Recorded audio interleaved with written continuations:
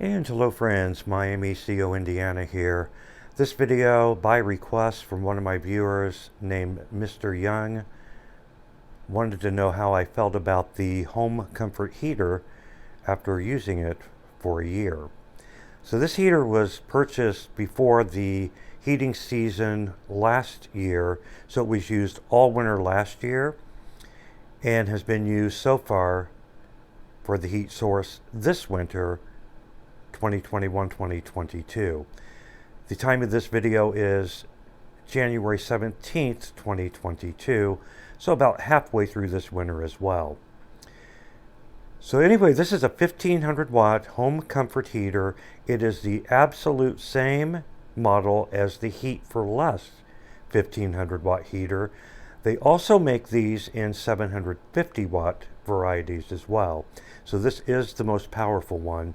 It has 4 infrared bulbs. It is an infrared heater, not a PTC. It is an infrared bulb heater, and it really does work beautifully. Some of the features of it, very easy to operate. You can see the temperature set to 74 degrees.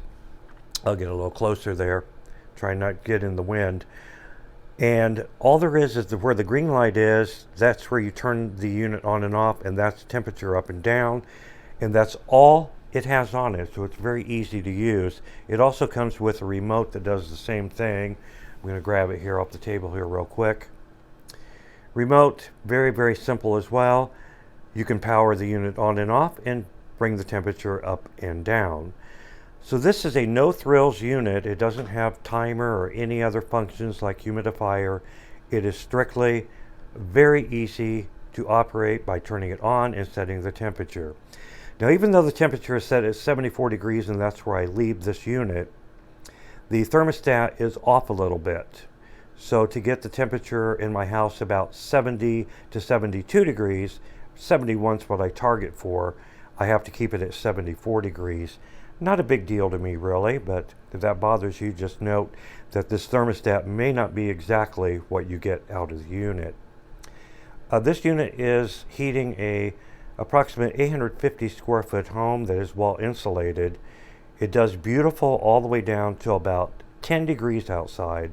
Once it reaches 10 degrees outside or below, then I do have to supplement either with the central heating system in the house, which is gas fired, or I have another electric infrared heater as well that I keep in this room here. I'll just go ahead and show you.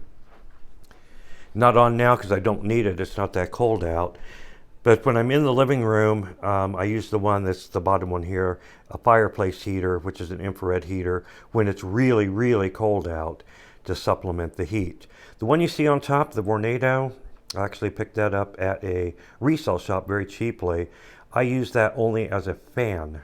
I don't use it as a heater, but it has a pretty strong fan on it to circulate air, so I use it as a fan mode only. So I only use this when it's really, really cold out, like 10 degrees or below, which isn't real often actually, to supplement the other heater. So this is my living room here. Dining room here. We'll go ahead and go into the kitchen. The Home Comfort 1500 watt heater is the only heat source going in the house. Not a real cold day for January standards. You see the temperature 34 degrees. This here is the indoor temperature. I'm shooting for like the 71, it's 72. The humidity a little bit low, 35%. You want to keep your humidity up when you're using infrared heat, at least 35%. So that's pretty much at the minimum. I like it to be more at 40%. You'll see this is not correct. This is January 17th. We had a power outage about a week or so ago, and I haven't reset that yet. So that is not correct. I need to reset that. So 34 degrees out, 72 is the indoor temperature in the kitchen. The unit is sitting in the dining room here. And we also have a thermostat in my living room as well, which you will see temperature in the living room 71. That's the big number. The small number you see up there, that's what the central heating system is set to, so it does not come on. But if for some reason this heater that I'm using would break, the heat would come on at 64 degrees. It's just a safety measure so pipes don't freeze if I wouldn't be home, because this heater I just leave on all the time. So when you're using infrared heat, it's very important that you have nothing at all in front of it. You want to have it a free-flowing space for the heat to disperse. You know, I have mine coming all the way back here into a hallway that's going to go into my bedrooms that are located left and right of me.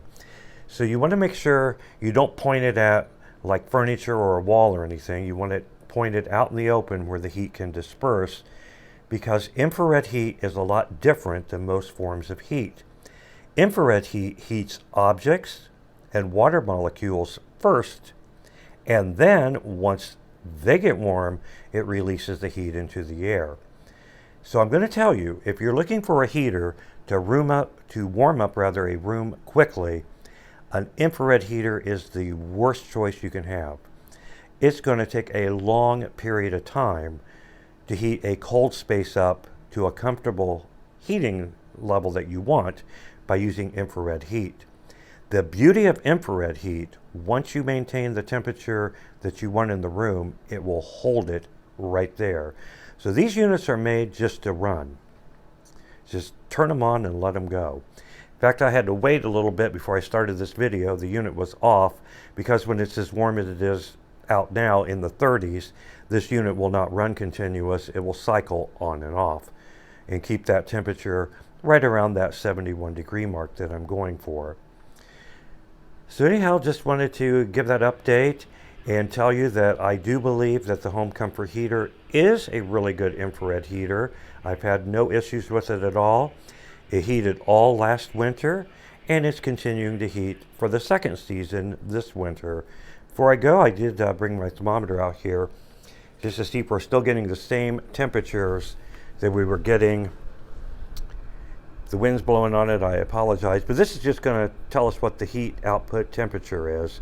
Last year I was getting over 600 degrees consistently. Here, let's just see, it's hard to point. As you see, there it goes over the 600 mark again.